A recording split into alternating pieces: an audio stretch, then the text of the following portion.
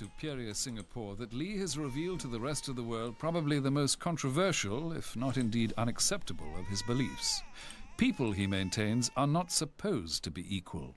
The human being is an unequal creature. This is a fact. And we start off with a proposition. All great religions, all great movements, all great political ideologies say, let us make the human being as equal as possible. In fact, he is not equal, never will be. We had to lock up people without trial, whether they are communists, whether they are language chauvinists or religious extremists. If you don't do that, the country would be in ruins today. We allow American journalists in Singapore in order to report Singapore to their fellow countrymen. We allow their newspapers to sell in Singapore so that we can know what foreigners are reading about us. But we cannot allow them to assume a role in Singapore that the American media plays in America, that of invigilator, adversary, and inquisitor of the administration. Why do you have so little faith in the ability of your people, so well educated, to make intelligent judgments on diversity of ideas, on competing news? I have been in office for now 29 years. I have won 7 general elections since my first in 1959. I think that qualifies me at least to be able to say that I do know Singapore better than the questioner. Few, if any, in Singapore had the boldness to challenge the authorities, knowing the serious consequences that could be anticipated. They all knew their Prime Minister ruled with an iron hand.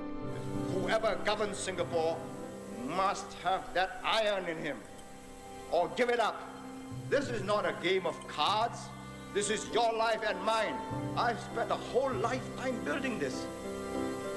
And as long as I'm in charge, nobody's going to knock it down. So people always said that you are using the libel laws to threaten your political rivals. The same laws apply to me. Nobody has ever sued me for libel because I do not defame my enemies. He has never lost a case in Singapore, you know. And he has commenced something like, more than 20 odd cases, and he has won in every one of them. Now let's stop and pause.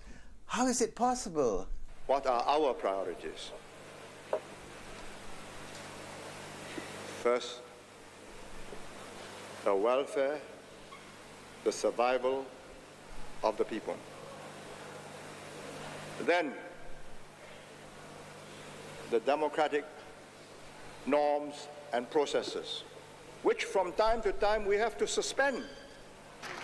To Lee, public opinion polls are not worth a bean. His philosophy is that the nation's leaders should never dance to the public's tune. I ignore polling as a method of government. I think that shows a certain weakness of mind, an inability to chart a course. Whichever way the wind blows, whichever way the media encourages the people to go, you follow.